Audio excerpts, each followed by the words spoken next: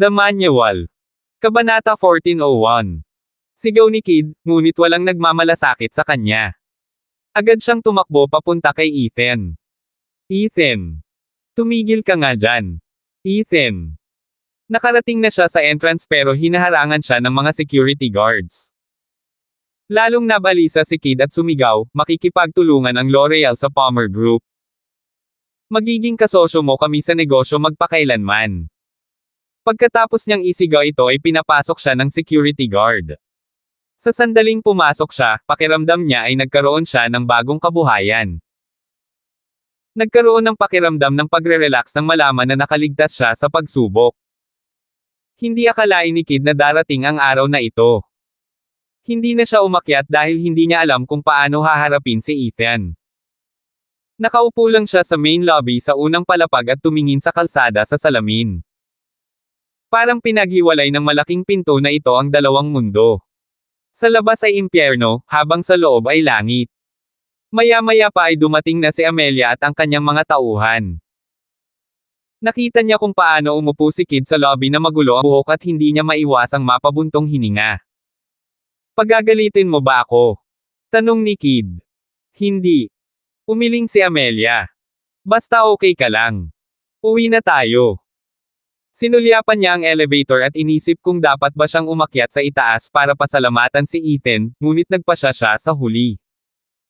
Humingi siya ng tulong sa kanya ngunit hindi siya pumayag. Hindi man lang niya ito binigyan ng pagkakataong tumanggi, kaya malamang ay naiinis pa rin siya rito. Hindi na ito mahalaga. May utang siya noon sa kanya. Kung gusto ni Ethan na ibalik niya ang pabor, gagawin niya. She was open to anything and was even willing to give herself to Ethan, pero ayaw ni Ethan sa kanya, yun lang. Inuwi ni Amelia si Kid. Nakaupo si Ethan sa opisina sa itaas habang si Winston ay naglalaro ng Swiss Army knife. Big Boss, pumunta ka sa Las Vegas para lang iligtas sila. Hindi masyadong naintindihan ni Winston. Maaari silang dumiretso sa Europa at bawiin ang Assassin Group. Hindi na kailangang pumunta sa Las Vegas at iligtas ang mag-ama na ito. Paano magiging iba ang buhay nila para kay Ethan? Kung ang pangkat ng angkan ng L'Oreal na ito ay binawi ng angkan, magkakagulo na naman ang Vegas, understand? Kung gusto ng Palmer Group na gawing headquarters ang lugar na ito, dapat maging independent itong bahagi ng L'Oreal. Kahit hindi sila maging partner, hinding-hindi sila magiging kaaway natin, seryosong sabi ni Ethan. Dapat pangasiwaan ng maayos ng Palmer Group ang kapaligiran nito at hindi tayo maaaring umasa sa puwersa. Sa mundong ito, iba't ibang alituntunin ang sinusunod ng iba't ibang lupon, kaya hindi tayo maaaring magpatuloy sa pag-atake. Itinuro niya ang kanyang daliri sa kanyang ulo. Kailangan mong gamitin ito. Tumawa si Winston at hindi nagpahayag ng anumang opinyon. Alam niya na kung nilayo ni Ethan na gumamit ng dahas para malutas ang problemang ito, hindi ito magiging napakahirap para sa kanya. Ngunit ang gustong gawin ni Ethan ay hayaan si Diane na matupad ang kanyang mga pangarap ng walang emosyonal na pasanin, at hayaan siyang dahan-daang magkaroon ng karanasan at dahan-daang tumanda. Kapag ang mga lalaki ay umiibig, kahit papaano ay iba na sila sa dati. Tama na, hindi mo naman maiintindihan. Humanda ka, aalis tayo papuntang Europe. Agad namang lumiwanag si Winston. Handa na ako. Hindi nagtagal ang dalawa sa Las Vegas. Umalis sila ng gabi ring iyon patungong Europe kung saan matatagpuan ang headquarters ng Assassin's Group. Samantala, umalis si Duncan sa ganap na takot. Hindi niya inaasahan ang kanyang sarili na mabibigo. Napakaraming mamamatay na dinala niya, ngunit wala ni isa ang natira.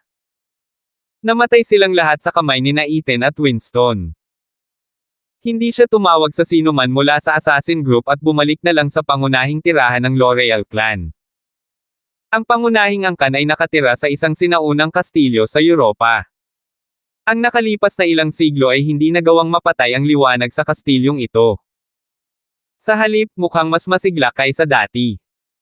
Ang sirang pader ay natatakpan ng mga baging at halaman na halos nakatikip sa buong dingding. Tumanga si Duncan sa badge sa itaas mismo ng kastilyo. Agad niyang inilagay ang kanyang kamay sa kanyang puso at nagsimulang magsabi ng ilang salita sa kanyang sarili ng may kabanalan. Kabanata 14:02. Naglakad siya papunta sa pasukan, kumatok ng malakas sa pinto at mahinahong naghintay sa tabi. Makalipas ang 10 minuto, bumukas ang pinto at dirdiretsong pumasok si Duncan. Ang mga ilaw sa loob ng kastilyo ay hindi matingkad, ngunit tila nagagawa nitong sumikat sa puso ng isa, na mas lalong naging banal kaysa dati ang mga naging banal noon. Nakayuko si Duncan habang mabilis na naglakad papunta sa main hall. Nang hindi tumitingin sa taong nakaupo sa kanyang harapan, napaluhod siya sa isang kabog.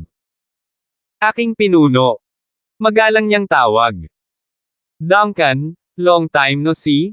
Sabi ng isang boses na parang may awtoridad. Hindi naglakas loob na tumangala si Duncan at nanatiling nakaluhod. "Aking pinuno, binaygo kita, labis kong pinagsisisihan iyon." Tumangging makinig si Kid at ang kanyang pamilya. "I've tried many ways, from trying to claim the position of being the head of the family to trying to persuade him, but it was in vain." Iginiit ng pamilya Kid na maging independent at umalis sa clan. Naging seryoso ang tono ni Duncan. "Hindi ko nagawa ng maayos ang aking mga tungkulin, sige parusahan mo ako." Katahimikan. Biglang tumahimik ang main hall. Tumutulo ang malamig na pawis sa noo ni Duncan na parang biglang bumaba ang temperatura ng kastilyo. "Parang hindi na gumagana ang paggamit ng pamilya," sabi muli ng parehong boses. "Dahil iyon ang kaso, babawiin namin ito sa pamamagitan ng puwersa." Ilang figure ang lumitaw sa harap ni Duncan. Ang lakas ng hangin na dulot nila ay nahirapan si Duncan na imulat ang kanyang mga mata. "Mayroon kang isang huling pagkakataon. Kung maaari mong bawiin ang bahagi sa Las Vegas, hahayaan kitang mabuhay. Kung hindi, pagkatapos ay ibabalik ng mga taong ito ang iyong ulo at itatapon ito sa Ancestral Hall." "Oo, aking pinuno." Si Duncan ay hindi nang ahas na tumangala. Ibinaba niya ang kanyang ulo para maiwasan ang eye contact. Maingat siyang naglakad palabas ng hall. Puno ng pawis ang buong katawan niya at maging ang mga paa niya ay nanginginig. Naglakas loob lang siyang tumangala pagkatapos niyang lumabas ng pinto. Nakita niya ang ilang lalaki na naglalakad palabas kasama niya. Sila ay ganap na natatakpan ng mga damit. Ang Kid family ay nabigo sa our leader at nagtaksil sa L'Oreal. "Kaya, sumama ka sa akin para bawiin ang bahagi ng Las Vegas at patayin ang pamilya Kid." Masungit na sabi ni Duncan. Pagkatapos ay umalis siya kasama ang mga lalaki. Kasabay nito. Sa loob ng kastilyo, nanatili ang makapangyarihang lalaki sa pangunahing bulwagan at nakaupo sa isang upuan na mas mukhang trono ng hari. Umupo siya doon nang hindi gumagalaw, para siyang nakadikit sa upuan. Naiwan ang buong hall na tanging siya lang. Tahimik siyang umupo doon at hindi man lang ginalaw ang mga mata. Mas mukha siyang estatwa. Maya-maya, tumulo ang isang patak ng dugo mula sa gilid ng labi niya at dahan-dahan siyang bumaba. "Malas." Nagmura siya. "Muntik na akong mapatay." Ang lakas niya. Pinaikit niya ang kanyang mga mata at bumilis ang kanyang paghinga ngunit mabilis siyang nakabawi ng wala sa oras. Sinusubukang kunin ang pag-aari ng L'Oreal. "Mangarap ka." Sumandal siya sa upuan at nagpakawala ng mabagal na hininga. Ang kanyang ekspresyon ay nananatiling mahigpit at malamig, at nagdadala siya ng nakakatakot na makapangyarihang aura na hindi pinapayagan ang sinuman na lumapit sa kanya. Hindi siya natakot na muling dumating ang taong iyon. Kahit na mapatay niya siya, maaari niyang kalimutan ang tungkol sa pagkuha ng kayamanan ni L'Oreal. Ang pinakamahalagang bagay ngayon ay bawiin ang lahat ng magkakahiwalay na paksayon ng pamilya na ito at palakasin ang angkan. Kung ang pamilya ay hindi sapat na malakas, kung gayon kahit na hindi ito kinuha sa oras na ito, paano ang susunod na pagkakataon? At sa susunod, dapat kong bawiin agad ang lahat ng paksayon, kung hindi, pati ang pangalan ng pamilya L'Oreal ay tuluyang mawawala. Kabanata 14:03. Dahan-dahan niyang ipinikit ang kanyang mga mata at pakiramdam niya ay nahulog siya sa kadiliman. Walang ibang tao sa main hall at hindi siya pumayag na may makalapit. Hindi bababasa, ang balita tungkol sa kanya na nasugatan ay dapat na itago sa labas ng mundo. Unti-unting naging kalmado ang lahat at naging kalmado muli ang lahat. Ang marka ng Assassin's Group. Nakaramdam ng komportable si Darren na umupo sa upuang iyon sa unang pagkakataon. Ito ay ang upuan na pagmamay-ari ng hari ng mga assassin. Ilang taon na niyang hinihintay ang posisyong ito. Hindi niya ito pinangarap noon dahil isa lang siya sa mga aso ni Harkness. Si Harkness ay tunay na hari ng Assassin Guild. Pero ngayong malamang patay na si Harkness, naging kanya na ang lugar na ito. Ang gusto niyang kontrolin ay hindi lang ang mga assassin sa Assassin Group. Hanggat may kontrol siya sa website na iyon, maaari niyang baguhin ang pangalan ng sinuman sa listahang iyon at makokontrol niya ang buhay at kamatayan ng lahat. Bukod dito, sapat na ang impormasyon mula sa network na ito para makakuha siya ng marami pang bagay na hindi niya naisip. Umupo si Darren sa upuan at marahang hinimas ang upuan na parang trono sa kanya. Harkness, ilang taon ka nang nakaupo sa upuan na ito, pero hindi ka man lang nag-improve. Hindi mo ba alam kung gaano kabilis ang pagbabago ng mundong ito? Gusto mo pa ring maging spontaneous tungkol dito.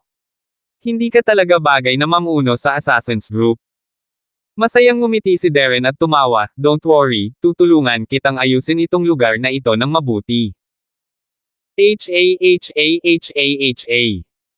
Narinig na niya kung paano nabigo ang partnership nila ni Duncan. Tumakbo si Duncan pabalik sa tirahan ng clan. Alam niya rin ang tungkol doon. Ang network ng impormasyon ng Assassin Group ay hindi isang simpleng bagay. Kung may gusto siyang malaman, tiyak na malalaman niya. Umupo si Darren sa upuan at nakapikit habang patuloy na ninanamnam ang kanyang sandali sa upuan. Napakaganda ng pakiramdam na ito. Tagapangulo. Isang figure ang lumitaw sa likuran niya. Gusto ni Darren na tawagin siya ng head. Verb Ikera. May gustong makita ka sa labas. Walang emosyon ang mababang boses na ito. Para siyang robot. Ako. Binuksan ni Darren ang kanyang mga mata. Sino ito? Sabi niya gusto niyang bawiin ang Assassin Group. Agad na umupo si Darren ng tuwid, nilabas ang kanyang computer at nagpasok ng ilang gamit. Isang mukha agad ang lumabas sa screen at parang diretsong nakatingin kay Darren. Eto na. Malaking pagbabago ang ekspresyon ni Darren at para siyang nakakita ng demonyo. Maging ang kanyang paghinga ay nahihirapan. Ethan. Walang paraan na hindi niya kilala kung sino ito. Noong panahong iyon, ang hari ng mga mamamatay ay nakikipaglaban sa Diyos ng digmaan na ito. Siyempre alam talaga ni Darren kung ano ang totoong sitwasyon. Sinundan niya si Harkness sa lahat ng oras na ito at alam niya ang lahat tungkol kay Harkness. Sinabi sa kanya ni Harkness noon na ang lalaking ito ay marahil ang pinaka-nakakatakot na pag-iral sa buong mundo dahil walang makakatalo sa kanya. Bakit? Bakit siya nandito? Ano ang sinabi niya? Bahagyang nanginginig ang boses ni Darren. Sabi niya gusto niyang bawiin ang Assassin Group. Nakakatawa at tanggang tao, panunuya ng lalaki sa likod ni Darren. Ikaw ang tanga. Inis na dumura ni Darren. Patayin mo siya ngayon. Naririnig mo ba ako? Huwag mo siyang papasukin. Ilayo mo siya. Hindi niya talaga sinasadyang patayin si Ethan dahil alam niyang walang sino man sa mundong ito ang talagang makakapatay sa kanya. Pero umaasa siyang pigilan si Ethan para makatakas siya. Tama na. Siya ngayon ay naging tulad ng isang ganap na naiibang tao. Kanina lang, nag-e-enjoy pa rin siya sa tronong ito, pero ngayon ay parang bumagsak sa kanya ang isang batya ng yelong tubig at alerto siya ngayon. Oo, Chief. Umalis ang lalaki. Hindi makaupo si Darren. Kilala niya si Ethan. Masyado siyang pamilyar. Siya ang Diyos na iyon. Silangang Diyos ng digmaan. Si Harkness ay ang King of Assassins at maging siya ay walang laban kay Ethan. Mas malala pa si Darren. Bakit siya nandito? Bakit siya? Naningkit ng husto ang mga mata ni Darren. Pumunta ba si Harkness at hinanap si Ethan? Kabanata 1404. Hiniling talaga ni Harkness na tulungan siya ni Ethan. Agad na tumayo si Darren. Walang oras para mag-isip ngayon. Tumalikod siya, binuksan ang safe at kinuha ang lahat ng pera at alahas at inilagay sa isang bag. Samantala, sa pangunahing pasukan ng Assassin Group Headquarters, tumayo si Ethan at tumingin sa pamilyar na gusali sa harapan niya. Ang Harkness ay may magandang lasa. Ang gusali ay may gothic na pakiramdam at maganda ang disenyo. Ito ay medyo sa lumang bahagi, ngunit iyon ay ginagawang mas kakaiba. Pinindot niya ang doorbell, saka tumingin sa kumikislap na security camera at kumaway. Ang tagal na nung huli akong dumating. I was wondering if you guys are getting better. Nakatayo siya sa pintuan at hindi gumagalaw. Maya-maya pa'y nakarinig na siya ng mga yabag mula sa loob ng gusali. Tumangala si Ethan para makita ang mahigit 100 tao na tumatakbo palabas ng pinto at lahat sila ay may mga baril. Atake! Walang pag-aalinlangan, agad na sinugod ng group leader si Ethan. Mabilis na kumidlat si Ethan at umalangaw-ngaw ang mga suntok niya habang sunod-sunod na suntok ang pinakawalan niya. Para bang wala siyang takot sa mga patalim at espadang paparating sa kanya. Para siyang maliksi na ahas habang mabilis na dumaan sa mga tao at sinuntok ng isang beses ang bawat tao. Sa isang kisap mata, lahat ng mga pumatay ay bumagsak at hindi na makabangon. Mukhang wala ni isa sa inyo ang gumagaling, natatawang sabi ni Ethan. Darren, huwag ka nang tumakbo. Saka siya naglakad palabas ng pinto. Kasabay nito, casual na naglalakad ang isang figure sa loob ng gusali at naglabas pa siya ng lollipop sa kanyang bibig. Nakangiti ang mga labi ni Winston at napangiti siya nang marinig ang mga yabag na nawawala sa di kalayuan. Sa sandaling ipinakita ni Ethan ang kanyang mukha, malamang na matatakot si Darren na iihi ang kanyang pantalon at utusan ang lahat na lumabas at harapin si Ethan. Kaya ngayon ang gusali ay ganap na walang laman. You guys are just a bunch of broken pieces. Hindi kayo sinira ni Big Boss noon bilang pabor kay Harkness. Simula noong pinalayas mo si Harkness, wala nang saysay na panatilihin ang dalawa sa inyo.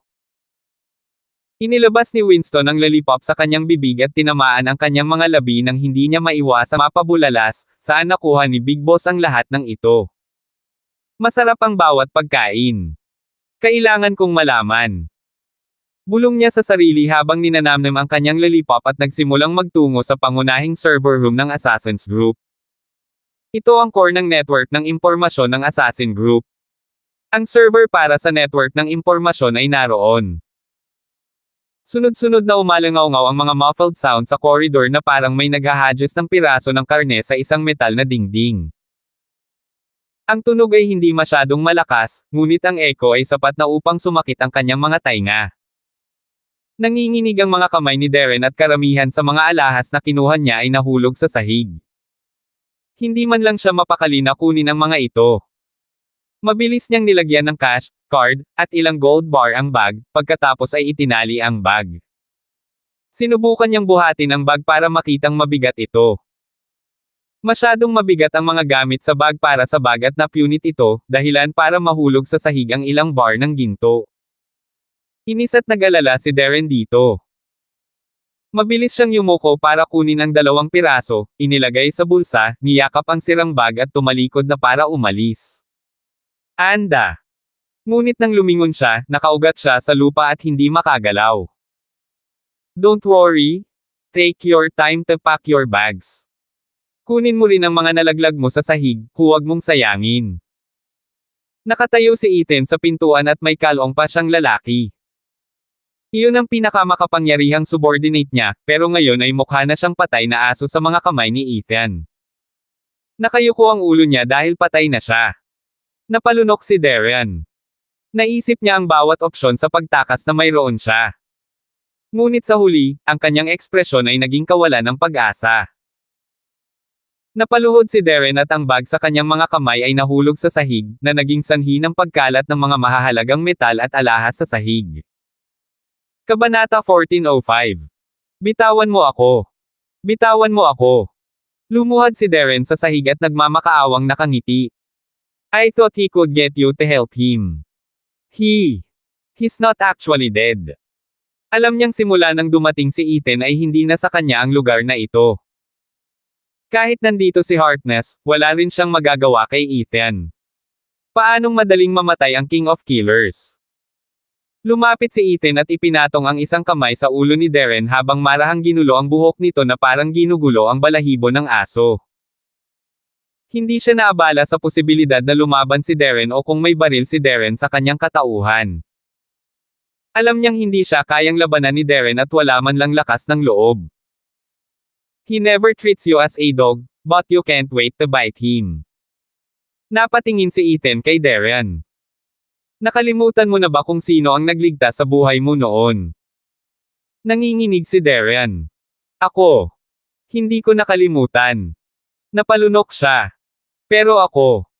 Huwag mong ibigay sa akin ang lahat ng mga palusot na ito. Biglang sigaw ni Ethan. Sinong nagsabi sa iyong gawin mo ito? Hindi siya tanga. Kahit na ang 10 Darrens ay hindi makakasama ni Harkness. Bukod sa kanyang kamahalan, walang ibang may katulad na pamamaraan sa kanya, at walang ibang pupunta rito partikular para sa network ng impormasyon ng Assassin Group. Nya. Saglit na nag-alinlangan si Darren. I don't know who that guy is. Ang alam ko lang gusto niya ang information network ng Assassin Group at marami siyang maibibigay sa akin. Marami. Maaari ba niyang ibigay ang buhay mo? Pinaikit ni Ethan ang kanyang mga mata. Napaatras si Darren ng mga salitang iyon at nawala lahat ng lakas niya. Bumagsak si Darren sa sahig at tumingin sa malayo. Bawa angko. Hindi sumagot si Ethan. Paimpol niyang ibinato ang punyal sa harapan ni Darren at tumalikod na para umalis. Lalong nanginig si Darren nang makita ang kumikinang na punyal sa kanyang harapan. I hate betrayal the most, sabi ni Ethan bago lumabas ng pinto.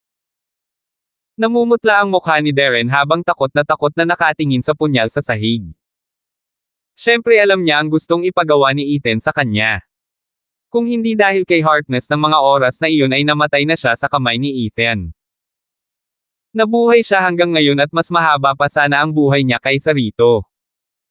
Pero bakit siya gagawa ng ganoong katangahang desisyon? Ang posisyon ng hari ng mga mamamatay ay hindi pag-aari niya. Ang pagkuha ng isang bagay na hindi sa kanya ay nangangahulugan na karapat-dapat siyang mamatay. Kinuha ni Darren ang isang punyal sa sahig. Mas nanginginig ang mga kamay niya ngayon. Namumutla ang kanyang mukha at paulit-ulit niyang near-replay ang mga larawan ng kanyang buhay noon hanggang sa marating niya ang bahaging nagkamali siya ng desisyon para sa sariling kasakiman.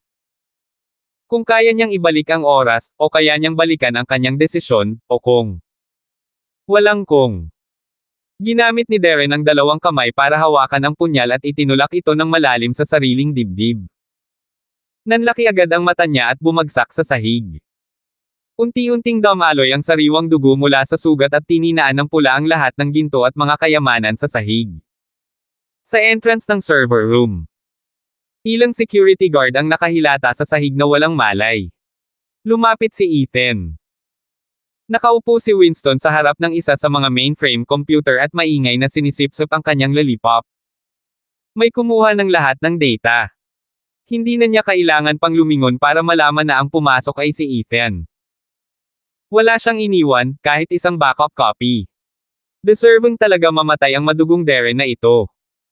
Lumingon si Winston at tumingin kay Ethan na may galit sa mukha. Nararamdaman ko na dapat mayroong isang napakahalagang bagay na nakatago sa impormasyon dito. Kabanata 1406. Ang pakiramdam ni Winston ay parang marami siyang magagandang pelikula na nakasave sa kanyang computer at kapag ipinahiram niya ito sa isang tao, ginamit ng taong iyon ang cut at paste sa halip na kopyahin at i-output ang lahat ng ito. Kahit sino sa sitwasyong ito ay parang sesabog. Ang Assassin Group ay umiral ng maraming taon ngunit hindi sila ginalaw ng kanyang kamahalan. Bakit niya ginagawa ito ngayon? Higit pa rito, ang pag-atake sa Assassin Group para lamang makakuha ng impormasyon ay parang maraming problema para sa wala. Kung gusto niya ng anumang impormasyon, maaari niyang bayaran ito. Bakit kumuha ng ganoong malaking panganib? Napatingin si Ethan sa screen. Ang lahat ng nasa loob nito ay nagpapakita na wala nang natitirang halaga sa system at lahat ng kapaki-pakinabang ay kinuha na. Wala ka man lang mahanap na bakas. Tumingin siya kay Winston. Huwag kang makipagtalo sa akin. Hey, mas kilala ako ni Big Boss. Mukhang hinihintay ni Winston na tanungin ito ni Ethan. Mabilis niyang pinasok ang buong stack ng code at pinindot ang return button ng may mahusay na pag-unlad. Nagsimulang tumalon ang mga salita sa screen. Mas bumilis ang pag-type ng mga daliri ni Winston at mas mabilis na tumalon ang kanyang mga salita. Aha!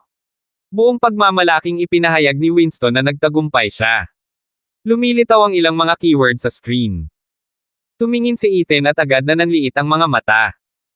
Tulad ng inaasahan, ang kamahalan ay pagkatapos lamang ng Extreme Fist Technique Manual. Pero hindi ko inaasahan na may hawak na pahina ang L'Oreal Clan. Isa sa mga keyword ay Extreme Fist Technique Manual at ang isa pang keyword ay L'Oreal. Hindi inaasahan ni Ethan na magkakaroon ng mga man-page ang mga overseas powers. Big Boss, may iba pa akong opinyon tungkol dito. Inalis ni Winston ang kanyang pilyong ekspresyon at huminto pa sa pagkain ng kanyang lollipop habang mariin at seryosong sinabi, nararamdaman mo ba na tila sinasadya ka ng kanyang kamahalan na hanapin ang susunod na pahina ng manual na ito? Nagkatinginan ang dalawa. Matagal na itong pinag-isipan ni Ethan. At iyon mismo ang dahilan kung bakit siya nagtataka kung ang kanyang kamahalan ay isang kaaway o isang kaibigan. Hindi siya matatawag na kaibigan dahil hinayaan niyang salakayin si Diane ng kanyang mga nasasakupan. Ngunit hindi rin siya maituturing na kaaway dahil patuloy niyang idinidirekta si Ethan sa bawat pahina ng manual. Kung hindi dahil doon, isang pahina na lang si Ethan sa halip na 3 ngayon. Mahirap sabihin, sagot ni Ethan. I still don't know who he is and I don't feel any familiarity from him. Nakagawa siya ng ilang mga hula tungkol sa kung sino ang kanyang kamahalan, ngunit sa huli ay inalis niya ang lahat ng naisip niya. Napakatago ng ganitong klase ng tao at napakahusay niyang disguises sarili niya. Hindi niya huhugutin ang maskara niya hanggang sa huli, kaya walang makakaalam kung pula o itim ang puso niya, seryosong sagot ni Ethan. Tumango si Winston. Since that's the case, I'm afraid we'll have to try our best to hunt down all the manual pages. I'm sure tatanggalin niya ang maskara niya sa oras na mangyari iyon. Hindi na nagsalita si Ethan. Bagamat hindi niya nakuha ang aktwal na impormasyon na mayroon ang Assassin's Group Information Network, sapat na ang dalawang keyword na ito. Kung iisipin, baka sinadya ng kanyang kamahalan ang dalawang keyword na ito. Naglakad na silang dalawa palabas ng server room. Wala pang isang tao sa base ang makatayo. Saan tayo susunod? Tanong ni Winston. Sa L'Oreal Clan. Oh! Ang kanyang kamahalan ang nangunguna sa larong ito ng chess, at kahit nakusa niyang iwan ang claw, hindi niya hahayaan si Ethan na magkaroon ng manual ng ganoon kadali. Ngayon ay isang bagay na kung sino ang mas mabilis. Bumalik sa Vegas, sabi ni Ethan. Ang kanyang mga mata ay kumikinang habang iniisip ang lahat ng nangyari at unti-unti itong pinagsama-sama sa isang kumpletong clue. Mas malinaw na ang lahat ngayon. Vegas is my territory now. I made my mind at hindi ko hahayaang may manggulo doon. Kabanata 1407. Ginabayan siya ng kanyang kamahalan na hanapin ang susunod na pahina ng manual at tila mas alam niya ito kaysa kay Ethan. Hindi lang ito napansin ni Ethan, maging si Winston ay napansin din ito. Sa 9 na pahina ng manual, may 3 pahina si Ethan para sa kanyang sarili. Magkaiba lahat ng 3 pahina. Pinag-aralan na niya ang mga galaw sa bawat pahina at pinagkadalubhasaan ang mga ito, ngunit wala pa rin siyang ideya tungkol sa mapa sa likod ng mga pahina. Kahit na ang isang taong kasing talino ni Winston ay hindi matuklasan ang sekreto ng mapa sa pamamagitan ng 3 bahaging ito.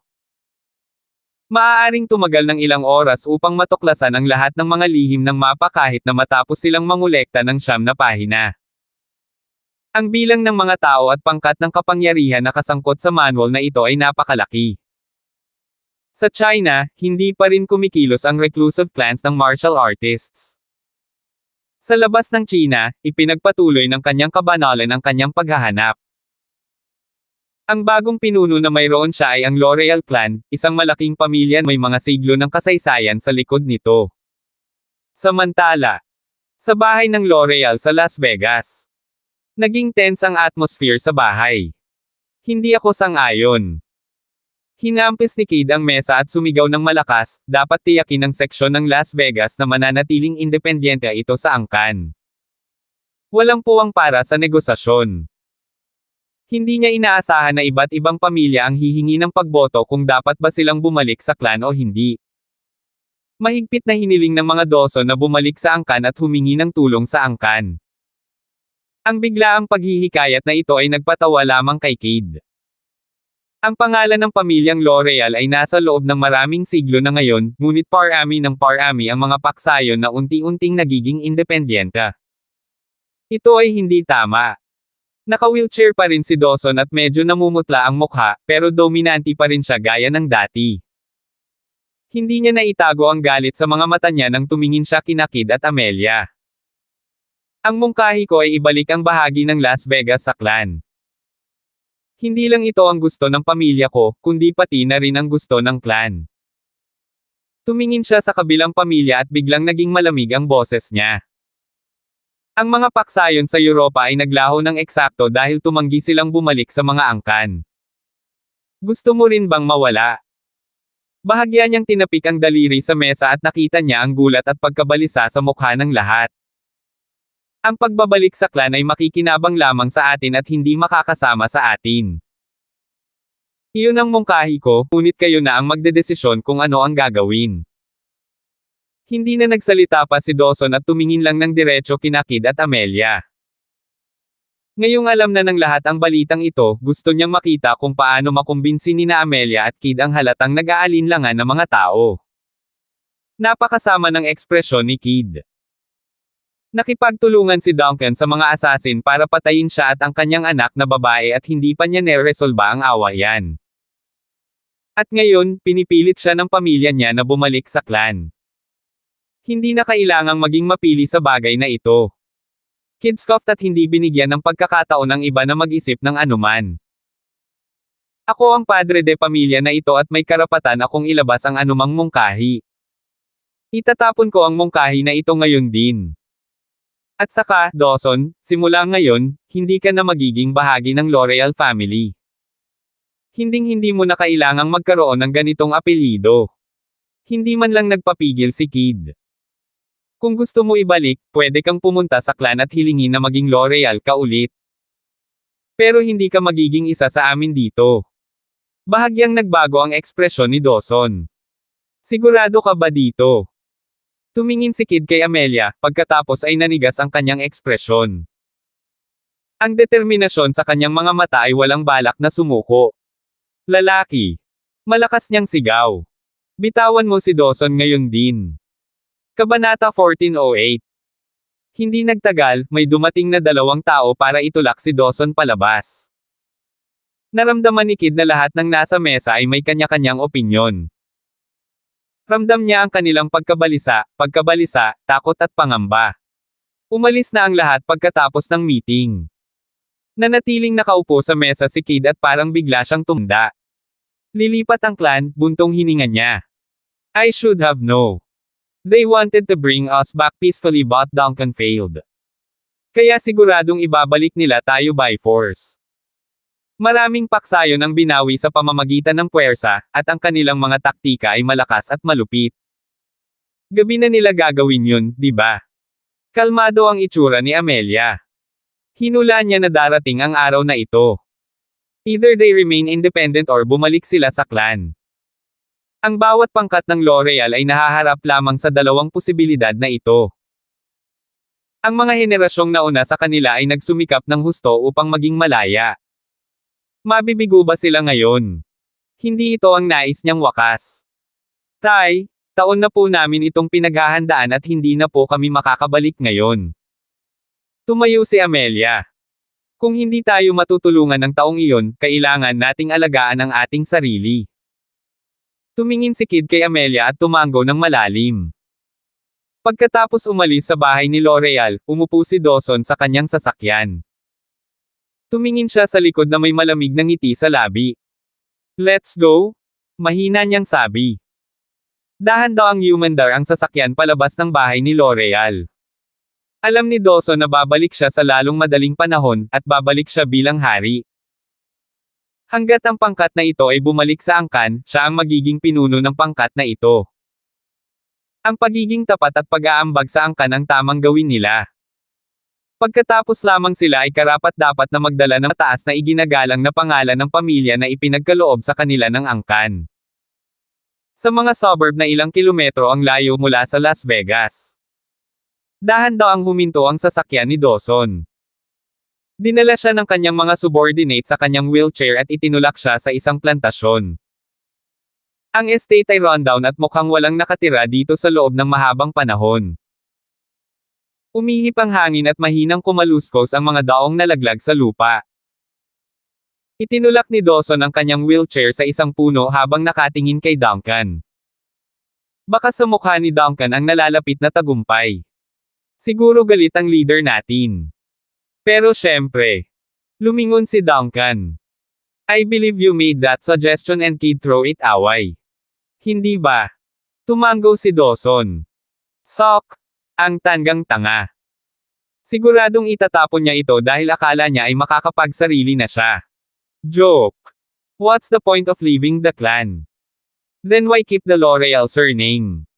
How stupid. Ngumuso si Duncan at bahagyang pumulupot ang mga labi. Tonight. After tonight, the L'Oreal family name will truly become meaningful. Lilipat ba tayo mamayang gabi? Tuwang-tuwa si Dawson. Tama. We will make our move tonight. Nagpadala ang clan ng mga taong madaling makapatay kay Kid at sa pamilya niya. Paano si Ethan? Paano ang Palmer Group? Biglang naging banta ang ekspresyon ni Dawson at para siyang mabangis na hayop na nabaliw. Nang maisip niya kung paanong hindi pa rin siya makatayo, napuno siya ng galit kay Ethan. Ang tanggang ito ay talagang nasaktan siya ng husto. Hindi niya ito dadalhin sa pagkakahiga. Huwag mag-alala, kapag nakontrol mo na ang L'Oreal sa Las Vegas, ang pagtanggal ng isang Palmer Group ay magiging isang piraso ng cake. Pinaikit ni Duncan ang kanyang mga mata at malamig na tumawa. Sa sandaling binawi niya ang paksayo na ito, ang lahat ay nasa kanyang kontrol. Sa suporta ng angkan, sila ay magiging napakalakas. Ang grupong ito ni Ethan at Palmer ay walang halaga sa kanya. Ang isang maliit na Palmer Group ay napakaliit sa harap ng isang angkan na nasa kapangyarihan sa loob ng maraming siglo. Kabanata 1409. Sa gabi. Napakadilim noon. Ang lungsod ay puno ng mga ilaw at aktibidad sa gabi, ngunit ang L'Oreal ay napakatahimik. Nagulat ito sa maraming tao. Alam ng lahat na ang Las Vegas ay kalmado sa ibabaw, ngunit sa ilalim nito ay kalmado. Parang kalmado ang ibabaw ng dagat, ngunit napakalakas ng agos sa ilalim nito. Sa isang mahinang tunog, nabalisa ang balanse. Isang itim na anino ang kumislap, pagkatapos ay isa pang figure ang bumagsak ng husto sa lupa. Damaloy ang sariwang dugo kung saan-saan, dahilan para mamula ang lahat ng bulaklak at damo sa paligid ng bangkay. Ilang anino ang kumikislap ng ganito at napakabilis nilang kumilos. Nakabukas lahat ang ilaw sa sala.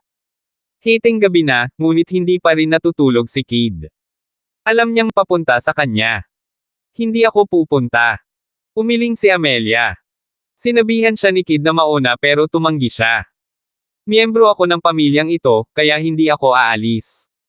Yung ibang pamilya na nasa ilalim namin, palihim na sumuko o tumakas. Gusto naming maging independent, pero masyado kaming mahina, kaya madali nilang napasok ang mga depensa namin. Umiling si Kid at bumantong hininga. Alam mo ba kung bakit pinipilit ng clan na bawiin ang lahat? Siyempre alam ni Amelia. Ito ay para sa mga mapagkukunan. Gusto nila ang kalahati ng mga mapagkukunan mula sa bawat paksayon upang mapanatiling malakas ang angkan. Hindi iyon ang dahilan. Pinaikit ni Kid ang kanyang mga mata. Isang kislap ang sumilay sa likod ng kanyang mga mata.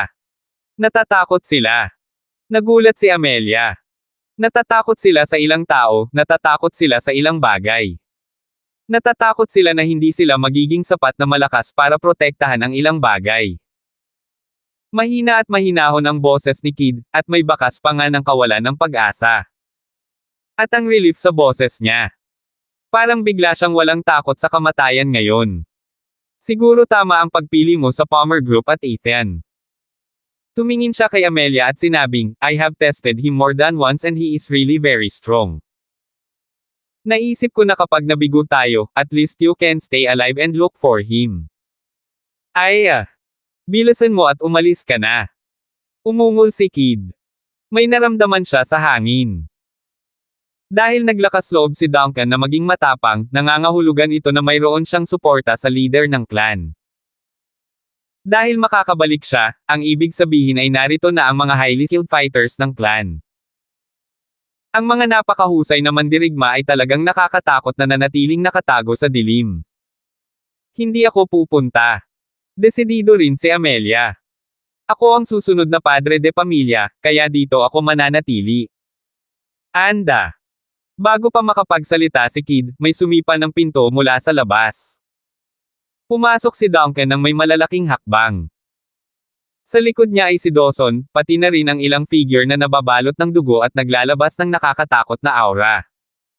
Huli na para umalis ngayon. Masayang tumawa si Duncan. Anak, dapat alam mo na darating ang araw na ito. H-A-H-A-H-A-H-A. Naglakad siya papunta sa pamilyar nilang mesa ng tagpuan at pinatalikod ito. Ngayon, gagawa ako ng mungkahi na tanggalin ka bilang padre de pamilya. Simula ngayon, ibabalik na ang Las Vegas faction ng Laurel sa clan. Nagkaroon ng panaginip. Sigaw ni Kid. Patayin siya. Ayaw ni Duncan na mag-aksaya ng oras sa pakikipag-usap. Sumakay ang isa sa mga lalaking nasa likod ni Duncan. Wala man lang pumipigil sa kanila. Nasa mga kamay niya ang leeg ni Kid at hindi siya makagalaw kahit isang pulgada. Tumigil ka nga dyan. Galit na sigaw ni Amelia. Pero walang gustong makinig sa kanya. Dahan daw ang bumangon si Dawson mula sa wheelchair at tinitigan ng masama ang mukha ni Amelia. I told you that returning to the clan was the best option but ni isa sa inyo ay walang gustong makinig sa akin.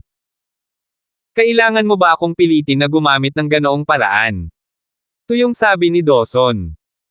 Dahan-dahan siyang naglakad papunta kay Amelia at mukha siyang demonyo sa ekspresyon niya. Patayin ang bata. Mahinahong sabi ni Duncan. Ipaubaya ko na sayo si Amelia. Kabanata 14:10. Nabali ang leeg ni Kid on the spot. Walang ipinakitang simpatiya. Teriek Amelia. Kamusetin. Sinampal siya ni Dawson ng malakas at bumagsak si Amelia sa sahig. I'm a devil alright. Patay na ang nag-iisang taong makakapagtanggol sa iyo, kaya gusto mo pa bang lumaban? I'm sure you did, and you can go on and fight all you want.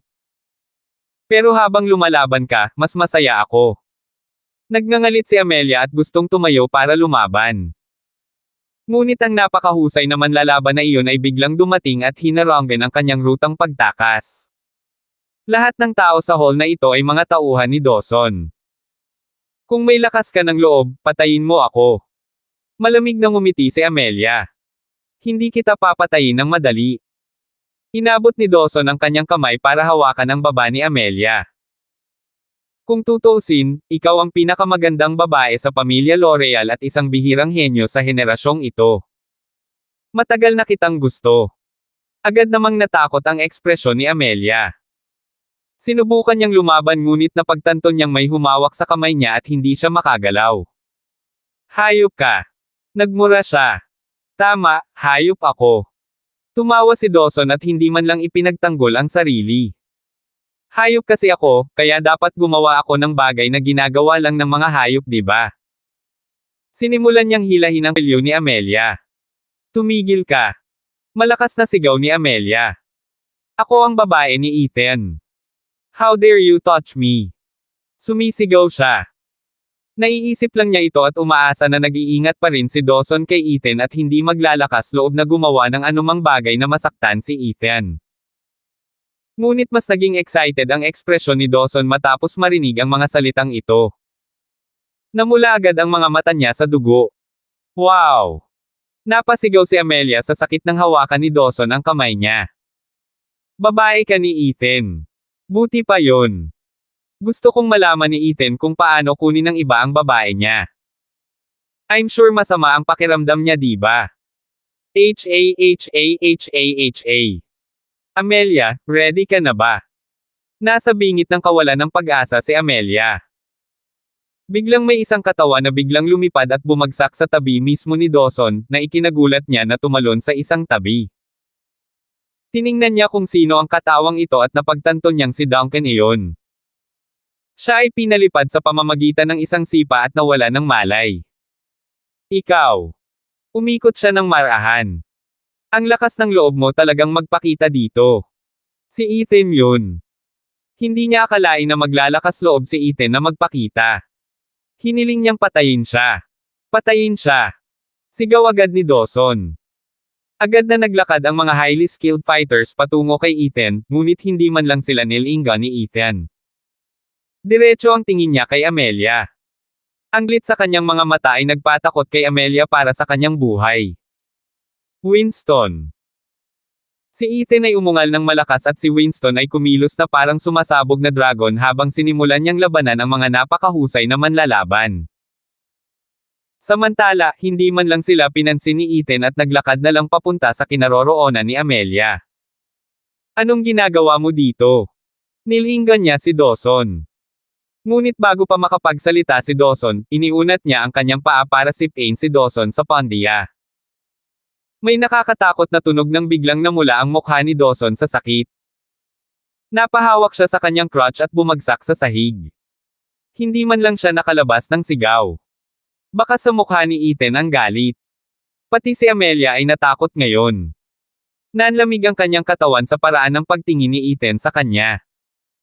Ikaw ang babae ko. Pinaikit ni Ethan ang kanyang mga mata at malumanay na dumura, masarap subukan ang lahat ng uri ng pagkain, ngunit mas mabuting mag-ingat ka sa iyong sasabihin.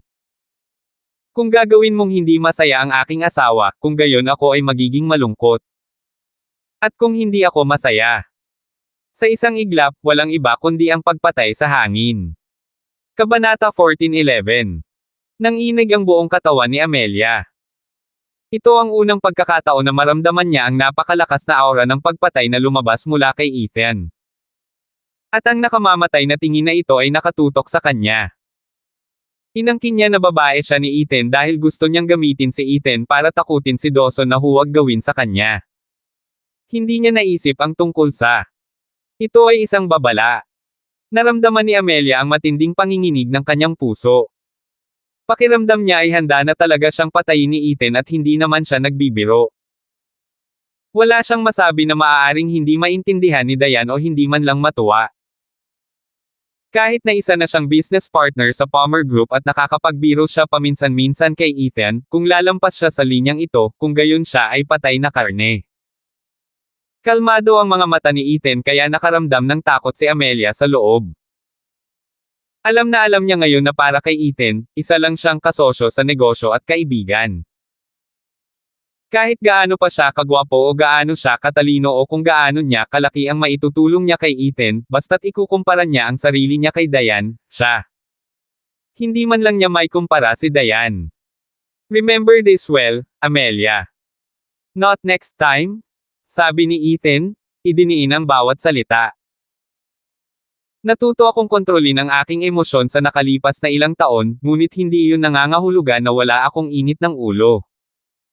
Umaagos na ang luha sa mukha ni Amelia habang tumatango. Sa buong buhay niya ay hindi siya naiinggit sa sinuman. Pero ngayon, kinainggitan niya si Diane. Hindi, nagseselos siya kay Diane. Ang pagmamahal ni Ethan kay Diane ay napakalalim at tunay na hindi mapapalitan. Walang sino man ang maaaring magbahagi ng kaunti.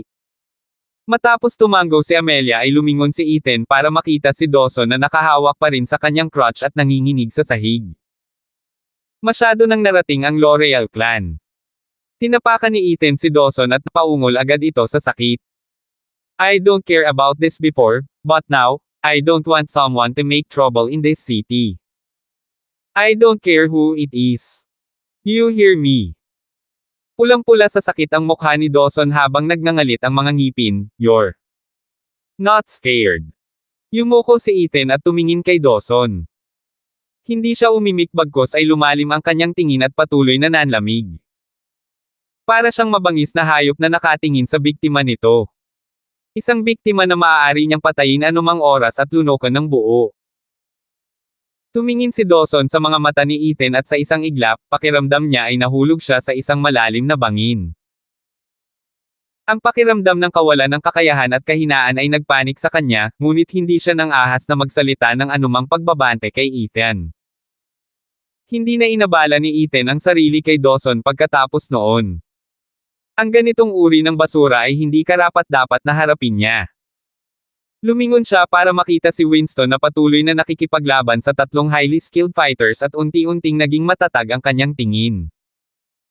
Mukhang may tinatagong maganda ang angka ng L'Oreal, bulong ni Ethan. Winston. Sigaw niya at agad namang umatras si Winston para bumalik sa tabi ni Ethan. Big Boss? Ang mga taong ito ay dapat na mga mersenaryo mula sa Middle East, may mga malinaw na bakas ng naturang pagsasanay. Naikuyom ni Winston ang kanyang mga kamao at ang kanyang mga buko ay pumutok ng malakas. Ang tatlo sa kanila ay nasa Advanced Grandmaster level. Ngunit ang pagkakaiba sa pagitan ng mga taong ito at mga martial artist ay mas mahusay silang pumatay ng iba sa isang galaw. Iyon ay dahil lahat sila ay sinanay sa mga pamamaraan para sa pagpatay. Mga mersenaryo na naman sa Middle Eastern. Pinaikit ni Ethan ang kanyang mga mata. I will give you a chance to live. May 3 segundo ka para mawala sa paningin ko. Pagkasabi niya noon ay hindi na umalis ang tatlo at sa halip ay sinugod si Ethan. Desidido silang patayin si Ethan.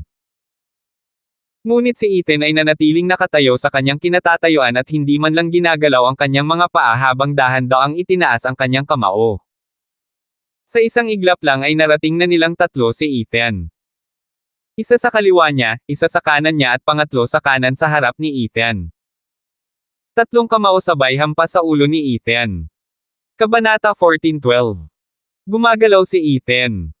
Pero at the same time, parang hindi siya gumagalaw. Tila nanatili siyang nakatayo sa parehong posisyon at hindi gumagalaw. Kahit na malinaw na 3 suntok ang ibinato niya at ang hangin na dulot ng pag-indayog ng kanyang mga kamao ay gumawa ng malakas na kalusko sa hangin. Masyadong mabilis ang lahat. Naibigay ang 3 suntok bago pa man umabot kay Ethan ang suntok ng 3 lalaki. Unang tumama sa kanilang lahat ang suntok niya.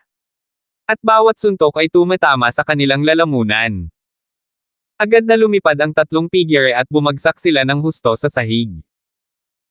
Ibinuko nila ang kanilang mga bibig at lumabas ang sariwang dugo. Napahawak silang lahat sa lalamunan at hindi makasigaw. Ang suntok ni Ethan ay tuluyang dumurog sa kanilang mga lalamunan. Maging si Winston ay naramdaman ang pag-akyat ng kanyang dugo nang makita niya ito. Ang galing ni Ethan. Mas malakas pa sa dati. Mas malakas kaysa dati. Ganun ba talaga ka-extreme ang ilang pages ng Extreme Fist Technique?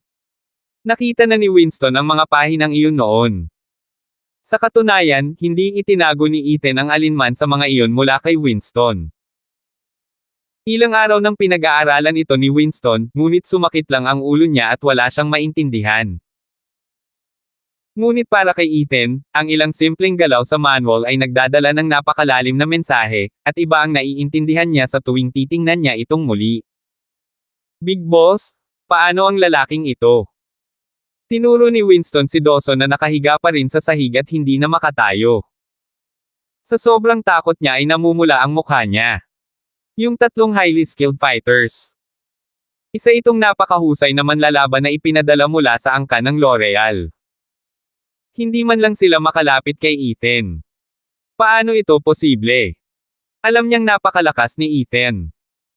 Pumasok si Ethan sa bahay ni L'Oreal noong nag-iisa na parang walang bodyguard ang buong bahay. Sapat na iyon para patunayan kung gaano siya kalakas at dominante. Pero ngayong araw, anong nangyari? Halos wala man lang nakita si Dawson. Ang akala niya ay napaliligiran si Ethan at ikakatok ang kanyang ulo, ngunit sa sumunod na sandali, lumipad na lang ang 3 papalabas. Lumingon si Ethan upang sumulyap kay Dawson, at si Dawson ay lalong natakot sa sandaling iyon. Patay na si Duncan. Siya ay sinipa hanggang mamatay sa isang sipa mula kay Ethan. Ang tatlong napakahusay na mandirigma ay tinanggap at inihanda ng napakamahal ng angkan ng L'Oreal, ngunit napatay silang lahat ni Ethan sa isang suntok lamang. Kung gayon ano ang tungkol sa kanyang sarili? Huwag. Huwag mo akong patayin. Lumunok si Dawson at nagpakawala ng isang tunog, kung gusto mo ng isang piraso ng pamilyang L'Oreal na ito, gagawin ko. Ibibigay ko ito sa iyo. Ibibigay ko sa iyo ang lahat. Hindi niya alam kung ano ang gusto ni Ethan at hindi rin niya alam kung ano pa ang maibibigay niya kay Ethan. Nagpupumiglas lang siyang bumangon sa sahig at lumuhad sa harapan ni Ethan. Please. Please let me go. Please let me go. Nagmukhang demonyo si Ethan sa kanya ngayon. Hindi kita papatayin, pinaikit ni Ethan ang mga mata. Hindi ako pumapatay ng maliliit na isda. Bumalik at sabihin sa angkan ng L'Oreal na wala akong pakialam kung ano ang gusto nilang gawin, ngunit hindi na babalik sa Las Vegas. Umabant siya ng isang hakbang at sapat na ang kanyang aura para magtama ng takot sa puso ni Dawson. Agad na naramdaman ni Dawson ang basa sa kanyang pantalon. Naiintindihan mo ba ang sinabi ko? Madiin na tumango si Dawson. Masyadong tuyo ang kanyang lalamunan para makapagsalita. Ito ang unang pagkakataon na napakasaya niya noong bata pa siya nang makita niyang walang interes si Ethan na patayin siya. Tuwang-tuwa siya na hindi siya worth it sa effort ni Ethan. Ito ay isang magandang bagay. Halos lumabas ng bahay si Dawson. Tumayo si Amelia sa kinaroroonan niya. Naisip niyang patayin si Dawson gamit ang sarili niyang mga kamay. Pero dahil walang sinabi si Ethan, hindi na siya naglakas loob. Ito ang unang pagkakataon na takot siya sa isang tao. At ito ang lalaking akala niya minsan ay maaari niyang biro, samantalahin, at kontrolin pa nga. Pero ngayon, biglang na-realize ni Amelia ang malaking pagkakamaling nagawa niya noon. Kabanata 14:13.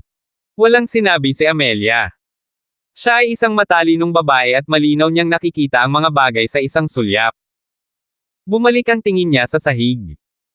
Nakahimlay pa rin ang bangkay ni Kid, gayon din si Duncan at ang iba pa. Lahat sila ay patay na. Bigla niyang naunawaan na sa harap ng ganap na kapangyarihan, lahat ng pera, ari-arian, at katayuan ay walang silbi. Lahat sila ay pansamantala. Ang mga aktwal na kakayahan lamang ang makakagarantiya sa kaligtasan ng isang pamilya. Nanginginig si Amelia at bumagsak sa sahig kasabay ng kabog. Tumingin siya kay Kid at tahimik na umiyak. Isa siyang career woman at susunod na pinuno ng L'Oreal family, kaya hindi siya makaiyak. Hindi niya kayang makita ng sino man na may kahinaan siya.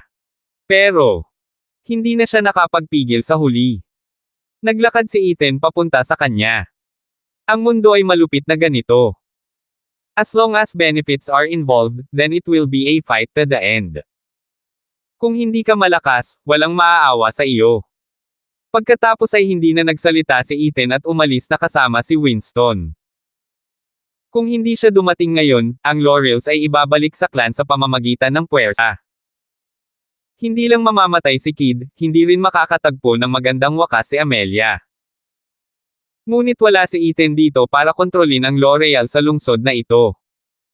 Hindi siya interesado. Sa kanyang mga kakayahan, kung si Ethan ay nakatuon lamang sa pagkamit ng kayamanan at mga mapagkukunan, tiyak na siya ang magiging pinakamayamang tao sa mundo. Pagkawala ni Ethan sa likod ng pinto, umiyak si Amelia. Tumulo ang luha sa magkabilang pisngi. Hinawakan niya ang kamay ni Kid at nanginginig ang katawan habang humahagulgol. Pare! Nakakadurog ng puso ang boses niya. Pero alam ni Ethan na iiyak lang si Amelia sa pagkakataong ito. Pagkatapos niyang umiyak, tatayo na naman siya. Gaya ng sinabi niya noon nakatakdang gampanan niya ang maraming responsibilidad mula nang siya ay isilang. Kailangan niyang gawing independent ang kanyang pamilya upang magkaroon sila ng sariling mana na maipapamana sa kanilang mga inapo. Siya ay napakatalino at kahit tuso at hindi mahuhulaan dahil wala siyang pagpipilian. Hindi siya maaaring manatiling inosente at prangka dahil hindi siya mabubuhay hanggang ngayon kung gagawin niya iyon. Big Boss, bakit hindi mo samantalahin ang pagkakataong ito para kunin ang L'Oreal? Tahimik na tanong ni Winston pagkaalis nila. Ito ay isang magandang pagkakataon. Para sa kanya, kung kukunin ng Palmer Group ang mga mapagkukunan ng L'Oreal sa Las Vegas, tiyak na makakaangat sila sa ibang antas. Napatingin sa kanya si Ethan. As I always say, iba't ibang rules ang iba't ibang circles and we can't go against them. Since this is a problem belonging to the company circle, then we have to use company tactics to solve it. Otherwise, it's not our style of doing bagay pa. Tahimik na pinag-isipan ni Winston ang mga sinabi ni Ethan at nag-isip na tumango. Hindi ganoong klaseng tao si Ethan at siguradong hindi ganoon si Diane. Kung ang lahat ay kumilos ayon sa mga patakaran, kung gayon ang lahat ay maaaring magsaya. Ngunit kung may nagpasya na kumilos kung hindi, kung gayon, mas magiging masaya ito. Samantala, natakot si Dawson sa labas ng kanyang talino at hindi man lang nag-alis ng alikabok sa sarili bago tumakbo ng galit para hanapin ang pinuno ng angkan ng L'Oreal. Patay na si Duncan. Dapat ay napakadali nilang patayin sina Kid at Amelia, kaya isang maliit na halaga ang babayaran para maibalik ang lahat ng Las Vegas. Pero sinisira ng itsura ni Ethan ang lahat. Hindi nga niya alam kung bakit biglang sumulpot si Ethan. Sinabi ni Duncan na umalis na si Ethan sa Las Vegas, kaya ngayon ang pinakamagandang pagkakataon. Ito ang unang pagbisita ni Dawson sa lumang kastilyo. Ramdam na ramdam niya ang sinaunang aura na nagmumula sa kanya kahit sa malayo at sa sobrang pang-aapi nito ay pakiramdam niya kahit huminga ay nahihirapan. Isang buong oras siyang nakatayo sa main gate bago tuluyang bumukas ang gate. Patakbong tumakbo si Dawson, gumawa ng maraming ingay sa daan. Dumiretso siya sa main hall at nakita niyang may lalaking nakaupo sa loob mismo sa isang upuan na malinaw na nakalaan para sa pinuno. Kabanata 14:14. Aking pinuno. Napakadilim sa loob ng hall at walang ilaw na nakabukas. Nakita lang ni Dawson ang isang lalaking nakaupo sa upuan ng pinuno. Hindi siya gumagalaw. Patay na si Duncan. Napaluhod si Dawson kasabay ng isang kalabog at tinitigan ang pinuno ng angkan ng L'Oreal. Bigla na lang sumulpot si Ethan na yun at pinatay silang lahat. Tayo. Bagsak na naman. Agad niyang ibinato ang lahat ng sisi kay Ethan. At tama iyon. Ngunit sa pinuno ng angkan, parang walang kakayahan sina Dawson at Duncan. Patay na si Duncan. Tumayo ang pinuno ng angkan at dahan-daang naglakad pababa ng hagdan kung nasaan si Dawson. Sa wakas ay nakita na ni Dawson ang kanyang mukha at ito ay lubhang nakakatakot. So bakit hindi ka din mamatay? Nanlamig si Dawson at nanigas ang buong katawan. Leader ko. Leader ko. Bigyan mo ako ng isa pang pagkakataon, bigyan mo ako. Bago pa man siya makatapos ng pagsasalita, ipinatong ng pinuno ng angkan ang isang palad sa ulo ni Dawson at isang malakas na kaluskos ang narinig. Nadurog ang kanyang bungo. Umagos ang sariwang dugo kung saan-saan. Kaladkarin mo siya palabas at ibigay sa mga aso. Hindi man lang siya nag-iwas ng tingin kay Dawson. Matagal nang namatay ang isang taong napakayabang at walang galang. Wala siyang pakialam kung sino ito o kung ano ang ginawa nila. Hindi ba tinuruan ni Duncan si Dawson kung paano kumilos sa kastilyo?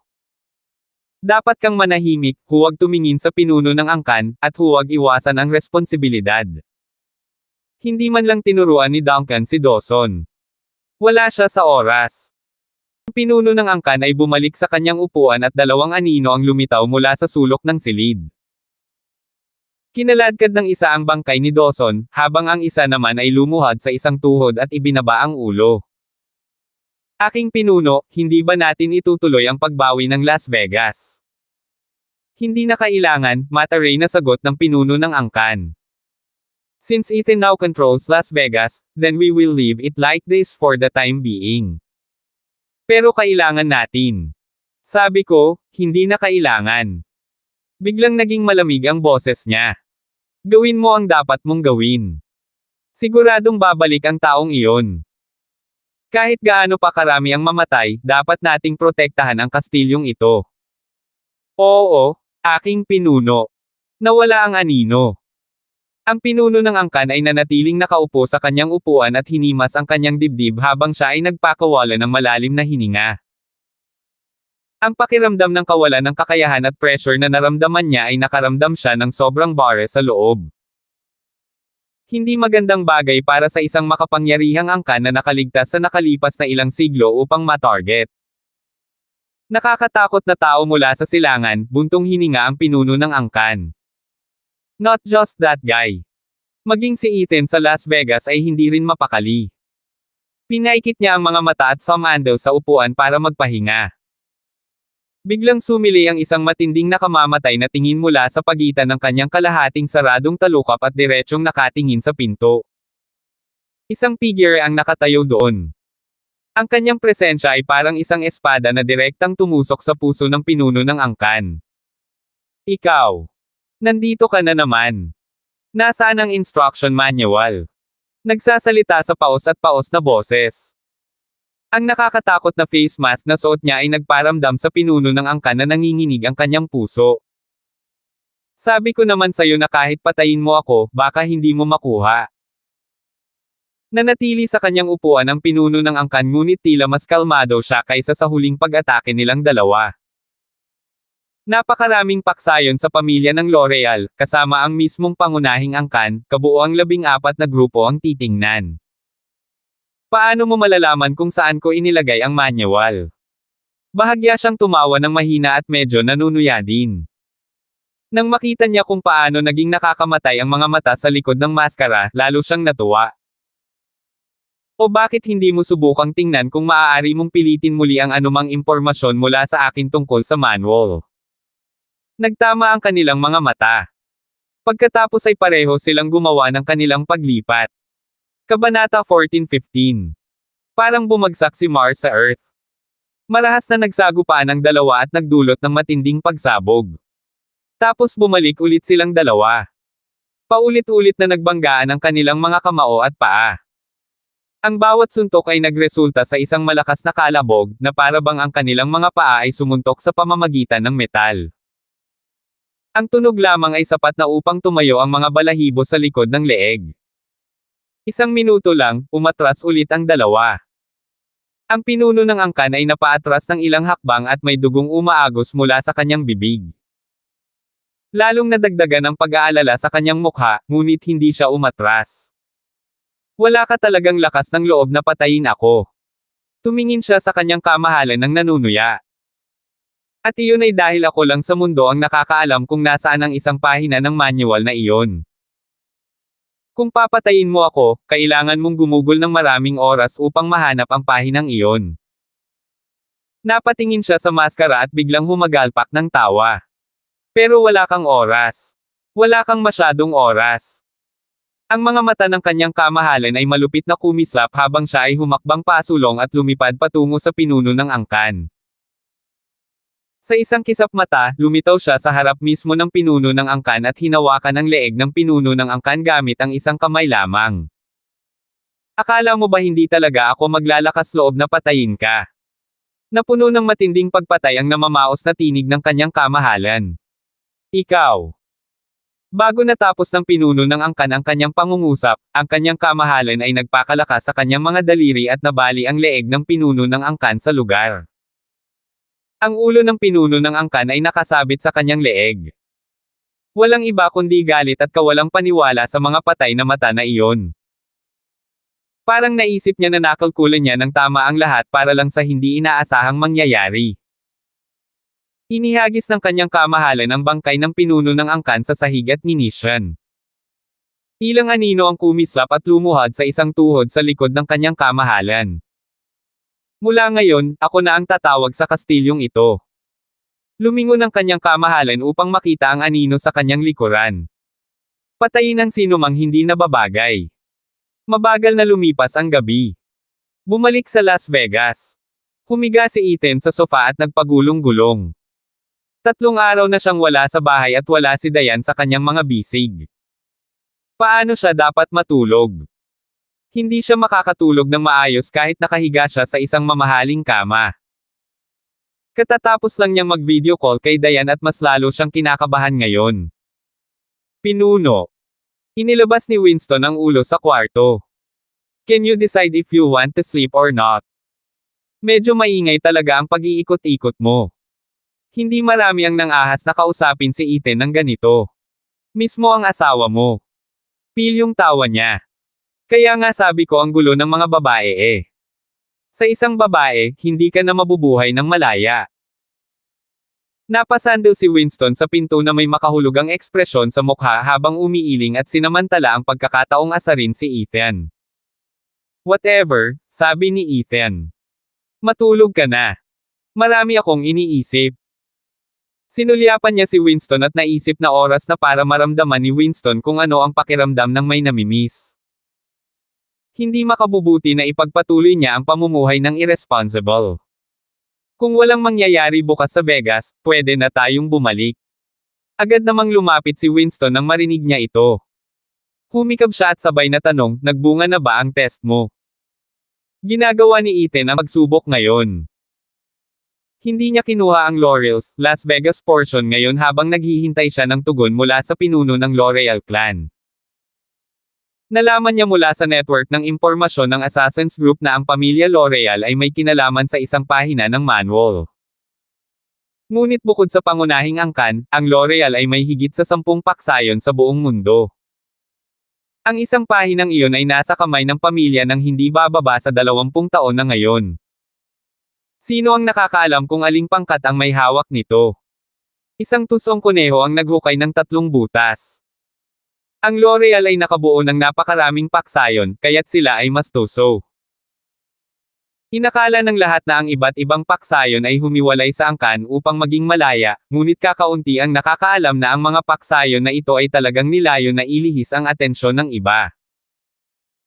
Kung hindi nagmamadali ang L'Oreal clan na bawiin ang Vegas, ibig sabihin ang manual ay nasa Vegas mismo.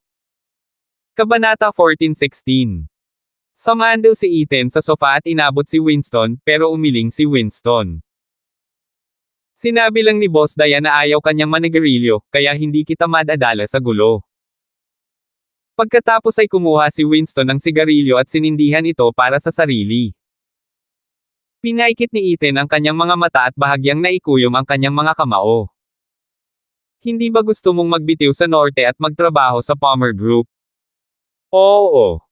Tumango si Winston at sadyang bumuga ng usok at tila nasasarapan. Sumasang-ayon ako dyan. Tumango si Ethan. Pagkabalik natin, ako na ang mag-aayos.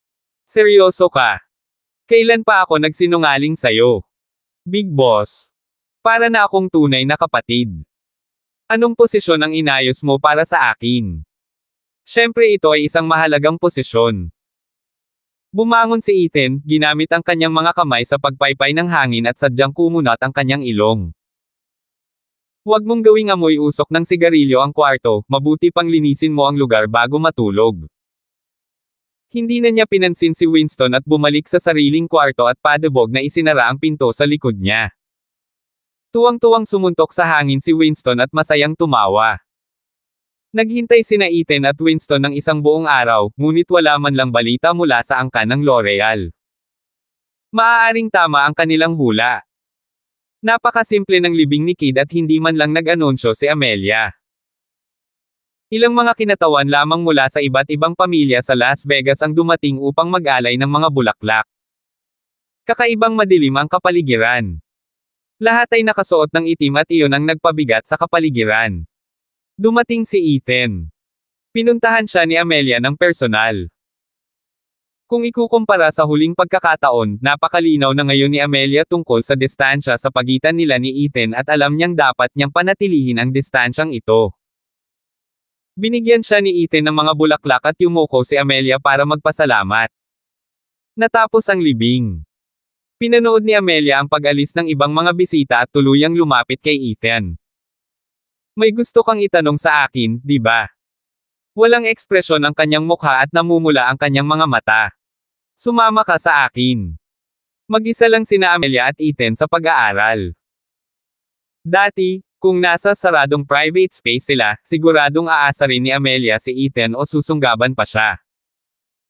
Pero ngayon, wala siya sa mood at siguradong wala siyang lakas ng loob na gumawa ng ganoon. Bago namatay ang tatay ko, may mga binanggit siya pero hindi ko talaga maintindihan ang ibig niyang sabihin. Gusto daw kaming bawiin ang angkan dahil may mga bagay silang natatakot at may mga bagay silang gustong protektahan. Walang tinatago si Amelia kay Ethan. Alam niya na hanggat ang kanyang pamilya ay nananatili sa lungsod na ito at nais na mabuhay, pagkatapos ay kailangan niyang manatiling sunod Sonyerin kay Ethan. Si Ethan lang ang makakatulong sa kanila na mabuhay. Mukhang medyo alam ng tatay mo, sabi ni Ethan.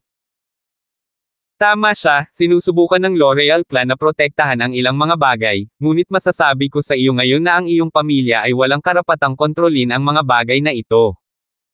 Dumiretso siya sa punto. Bahagyang nagbago ang ekspresyon ni Amelia. Alam mo ba ang tungkol dito? Medyo alam ko, sabi ni Ethan. Pero kung ano talaga iyon. Natatakot akong kailanganin mo itong hukayin. Nagising siya at hindi masyadong specific. Hindi mahalaga kung ano ang sinasabi niya ngayon. Hindi rin naman siguro talaga naiintindihan ni Amelia. Nandito lang ako para paalalahanan ka na kapag naisip mo na, tandaan mong dalhin mo sa Green Cliff. Lumapit si Ethan at tinapik ang balikat niya. Makakaligtas ka lang kung pupunta sa Green Cliff. With that, tumalikod na si Ethan at umalis. Nakatayo pa rin si Amelia habang paulit-ulit ang sinabi ni Ethan at tulala siya. Pakiramdam niya ay nahulog siya sa isang whirlpool. At ito ay isang malaking whirlpool. Kung hindi siya mag-iingat, mapapalunok siya sa isang iglap at walang makakahanap ng kanyang mga buto. Ang lahat ng tungkol sa pera, katayuan, pagkakakilanlan, at mga mapagkukunan ay walang kahulugan sa harap ng mga tunay na dakilang taong ito. Kabanata 14:17. Ang galing talaga nila. Ang mga tunay na malakas at may kakayahan. Ang ganitong uri ng walang kapantay na lakas ang kailangan ng isang pamilya upang mabuhay. Pero ngayon, wala na siya. Tinatanong mo ba ako na pumili? Bulong ni Amelia sa sarili. Naiintindihan ko. Huminga siya ng malalim at unti-unting bumalik ang kulay sa mukha niya. Siya na ngayon ang pinuno ng pamilya L'Oreal, kaya kailangan niyang tumayo at pasanin ang buong pamilya sa kanyang mga balikat. Kailangan niyang pumili, at ang bawat pagpili na ginawa niya ay napakahalaga. Palmer Group. Ethan. Ito ang pagpipilian. Pinagsama-sama ni Amelia ang sarili at nanambalik ang kumpiyansa niya noon. Pumunta siya sa study ni Kid at tumingin sa mga maayos na shelves at desk habang iniisip ang sinabi ni Kid sa kanya noon. Yung bagay. Ano yun? Hindi sinabi sa kanya ni Ethan ang mga detalye, kaya halatang gusto niyang siya mismo ang makatuklas nito. Kung hindi niya malagpasan ang yugtong ito, malamang nawala ng pakialam si Ethan kung mabuhay o mamatay ang pamilyang L'Oreal. Pero posible ba? Ano ang napakahalagang ngunit lubhang mapanganib na hawakan? Sinimulan niya itong hanapin ng mabuti. Sa kabilang kamay. Bumalik sina Ethan at Winston sa China. Sigurado si Ethan na ang manual ay nasa panig ni Amelia. Maaari sana niyang sabihin kay Amelia kung ano iyon at hayaan siyang makahanap ng isang bagay na parang engineering manual. Pero hindi niya ginawa iyon. Naghahanda siya ng malaking arrangement. Inakay ng kanyang kamahalan si Ethan patungo sa bawat pahina ng manual at talagang ayaw ni Ethan na pangunahan siya ng kanyang kamahalan. Napakahalaga din ng manual na ito sa kanya, ngunit ang mas mahalagang bahagi ay ang lahat ng puwersa at tao sa likod ng manual na ito. Gusto niyang malaman kung paano sila magkakamag-anak. Sa pagkakataong ito, kakalad ka rin silang lahat ni Ethan palabas ng kadiliman. Sa Green Cliff. Ito ang bahay ni Ethan. Ito ay mas katulad ng bahay ni Ethan kaysa sa Hunt House sa Hilaga. Nandito kasi ang asawa at magulang niya. Dumating din si Winston sa Green Cliff at napakaganda ng mood niya dahil pumayag si Ethan na lumipat siya mula sa Hilaga. Kaya't hindi niya kailangang harapin ang isang grupo ng mga idiots na kinakabahan na sinusubukang hikayatin siya araw-araw. Big Boss, anong posisyon ang inayos mo para sa akin? Bakit hindi mo sinabi sa akin? Papatayin ako ng tensyon. Nagtanong si Winston nang hindi bababa sa 300 beses sa daan pabalik sa Green Cliff. Naisip niya ang lahat ng posibilidad. Dahil sa kanyang mga kakayahan, hindi mahalaga kung nasa business development role man siya o operational role o kung ano paman, tiyak na mag-e-excel siya rito. Kahit na siya ay hinirang na department head o vice president, siya rin ay magiging mahusay. Ano ang mali sa pagpunta sa likod ng pinto? Kailangan ko pang pag-usapan ito kay Diane, Mataray na sabi ni Ethan. Alam na alam mo na ang Palmer Group ay kabilang sa Palmers, kaya si Diane ang may huling say. Bumantong hininga si Winston. Alam ng lahat na nagtatrabaho si Diane kay Ethan. Then I will ask Boss Diane to make me VP.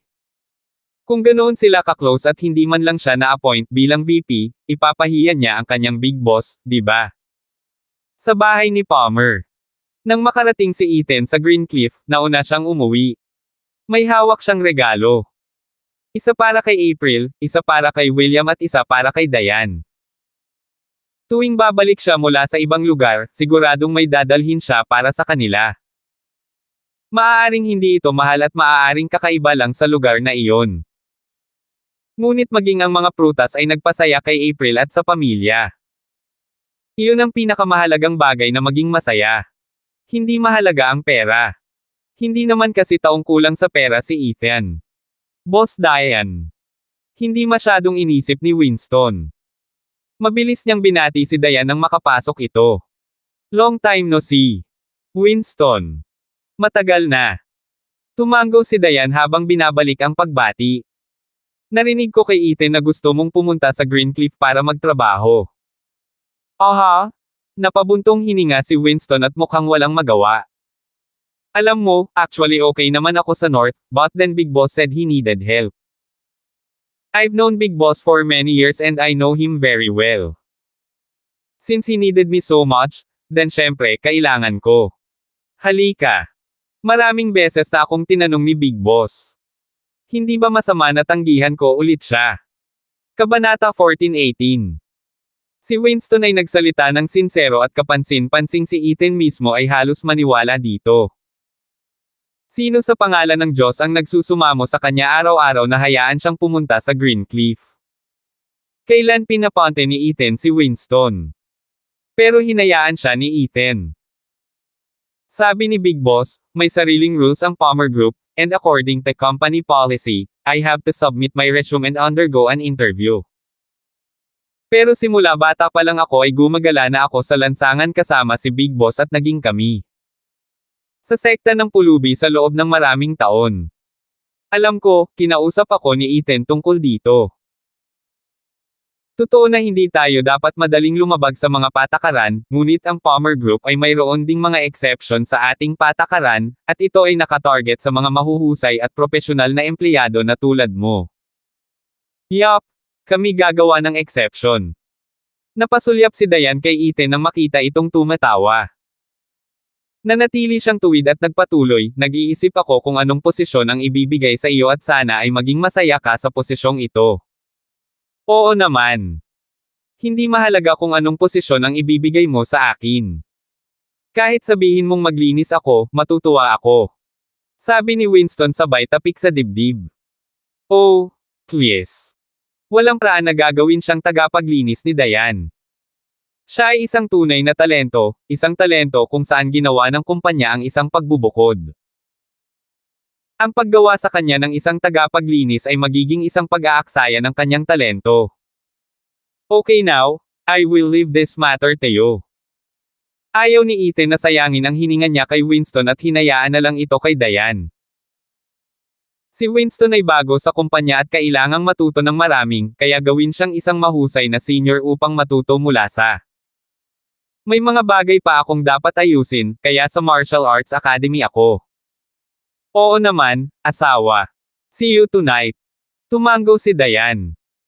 Tumalikod si Ethan at umalis habang si Diane ay tumingin pabalik kay Winston at pilit na pinipigilan na huwag tumawa. Sumama ka sa akin, ihahatid kita sa opisina at tutulungan ka namin kaagad. Napakabilis. Sinabi ng iyong big boss na kailangan nating gawin ito ng mabilis, kung hindi, baka mawala ang kamangha-manghang talento na ito. Ang galing talaga ni Big Boss. Sa maikling panahon. Sa punong tanggapan ng Palmer Group sa Greencliff. Nagdala si Winston ng mesa mula sa labas para ilagay ito sa tabi mismo ni Ashley at medyo nalilito pa rin. Secretary. Paano ako magiging secretary? Gustong umiyak ni Winston. Hindi niya akalain na gagawin talaga siyang sekretarya ni Diane. Isang lalaking sekretarya. Kailan nagkaroon ng ganitong posisyon? At ang kanyang pangunahing saklaw ng trabaho ay ang aktwal na tulungan si Ashley at maging kanyang katulong.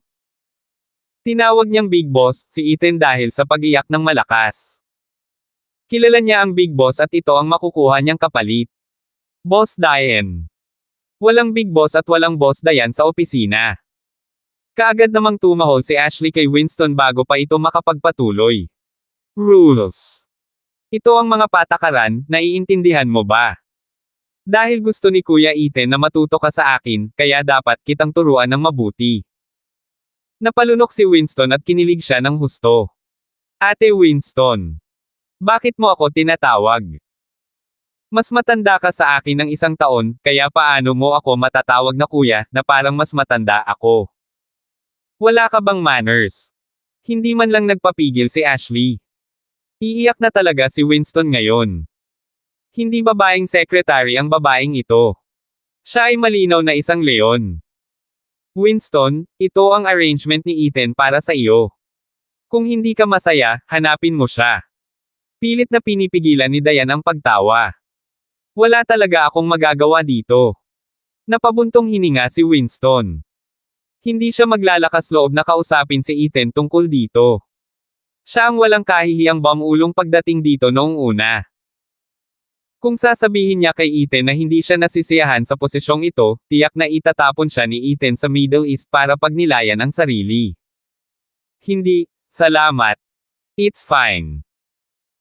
Napabuntong hininga si Winston at napansin niyang nakatitig sa kanya si Ashley, kaya mabilis siyang lumiwanag at sinabing, "Great. Wonderful. It's my honor to learn from Miss Ashley." Buti alam mo. Ngumisi si Ashley.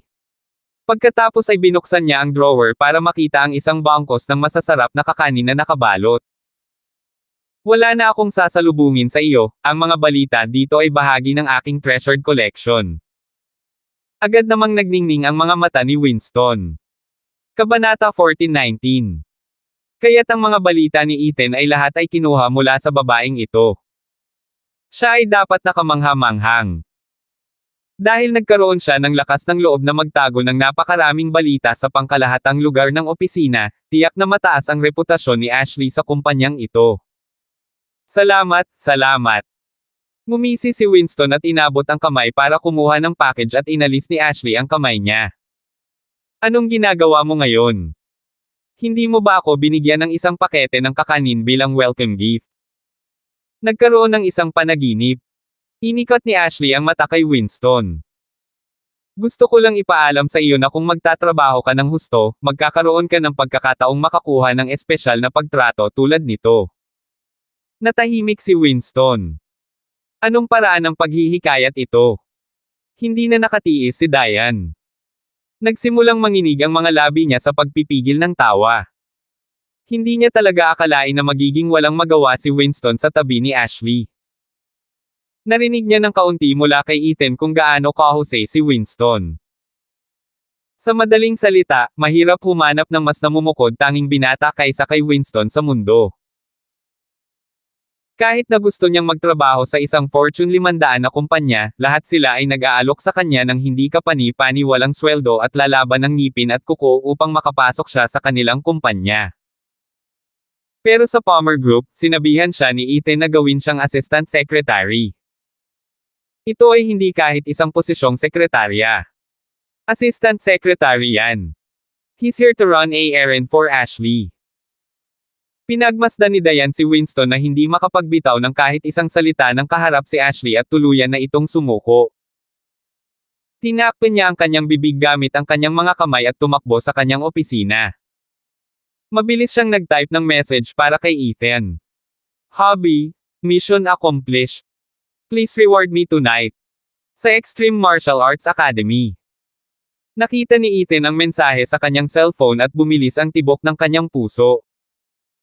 May mali ba sa kanyang programa sa paggamot sa isang lugar? Anong sinabi mo? Tumingin siya kay Ivan. Wala pa rin bang balita tungkol sa kinaroroonan ni Evan? Tumango si Ivan. Ganap na siyang nawala. I've asked Zed to investigate and he couldn't find any trace of Evan in the entire country. That's impossible. Ang kasalukuyang network ng impormasyon ni Butler Zed ay tiyak na masusubaybayan ang sinuman sa anumang lungsod sa bansa ng madali.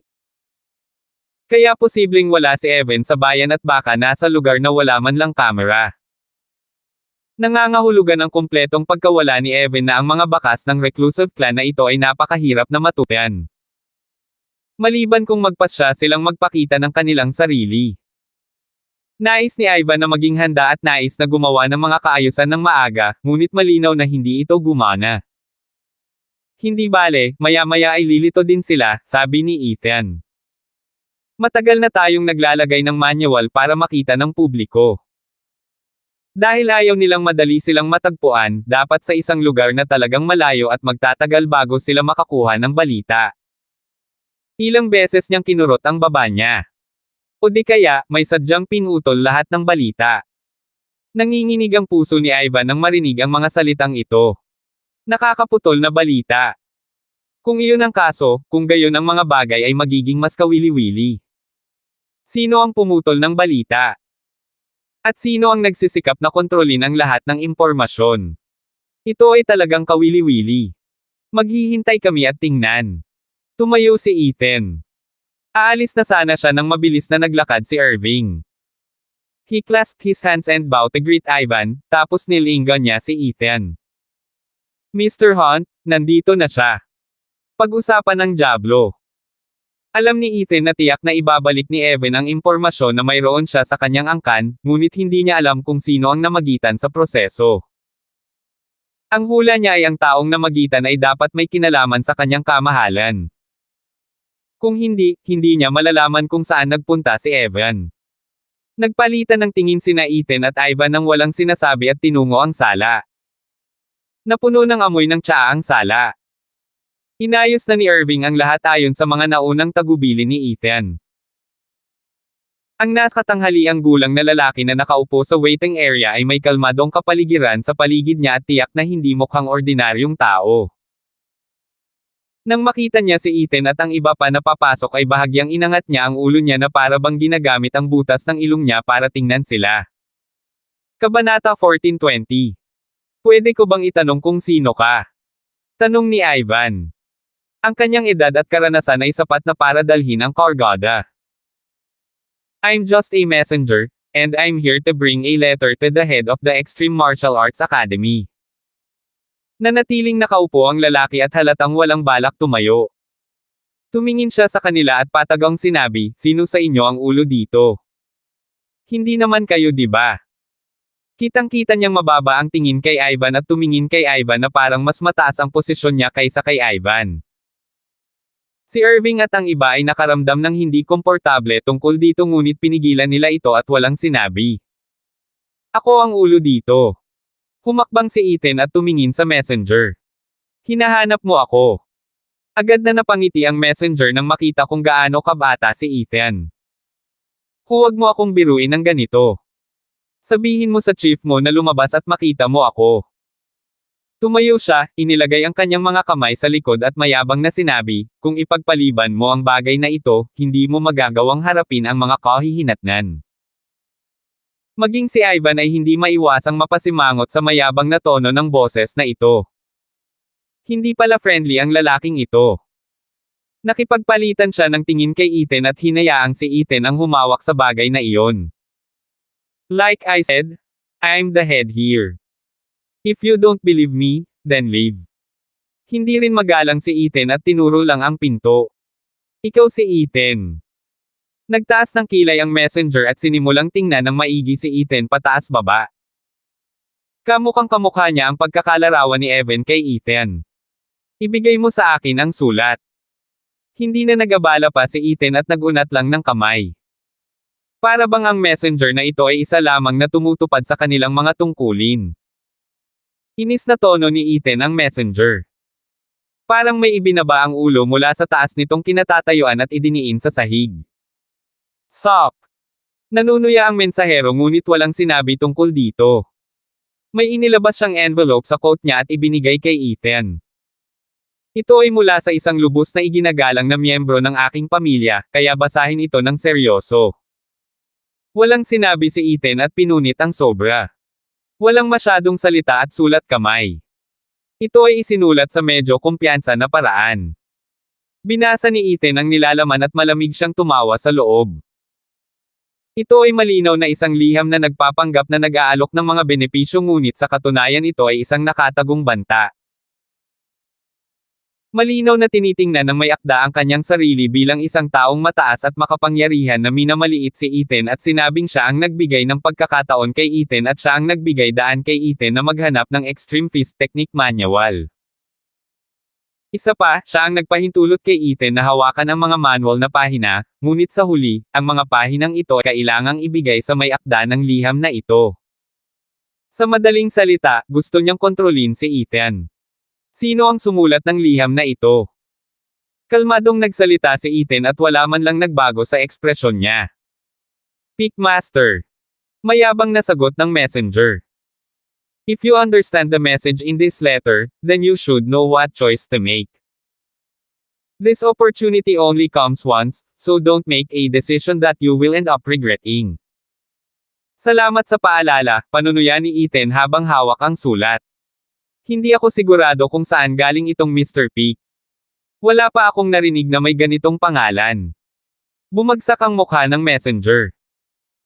Kailangan mo lang malaman na hindi mo kayang saktan o lapastanganan ang pangalan ni Lord Peak. Wala kang karapatang malaman ang iba.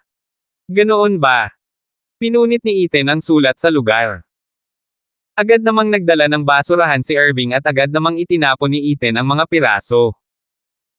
Agad na naging malamig ang ekspresyon ng messenger nang makita ang punit na sulat. Alam mo ba kung anong ginawa mo? Someone out of nowhere suddenly wants to take control and take over me. I've never experienced something this ridiculous before in my entire life. Ito ba si Pick na sinasabi mong tulala? How dare you? Sigaw ng messenger. Agad siyang nagpakawala ng hanging nakapatay sa kanyang katawan. Ngunit bago pa man magawa ng messenger ang isang malakas na bagzo ng hangin ang tumama sa kanya at bago pa man niya namalayan ay nag-umpisa ng sumakit ang kanyang mukha. Salamat po at sinamahan ninyo ako, ingat lagi mga master.